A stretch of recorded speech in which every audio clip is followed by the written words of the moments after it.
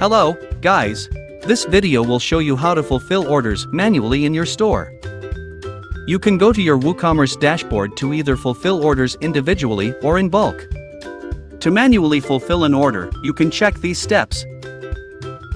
Hover on WooCommerce and navigate to the Orders page. Click on the order for which you want to manually fulfill and you will be taken to the Edit Order page. Click on the status to expand the drop-down list and select Completed. Click on Update in Order Actions. To manually fulfill orders in bulk, look at the following steps. Still on the Orders page and select the checkboxes of the orders for which you want to manually fulfill.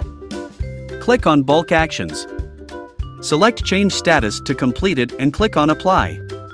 Orders will be marked as completed on WooCommerce.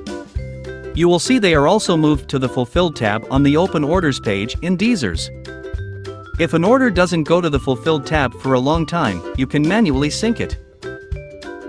If you have any questions or need further assistance, don't hesitate to reach out to our support team. Happy dropshipping!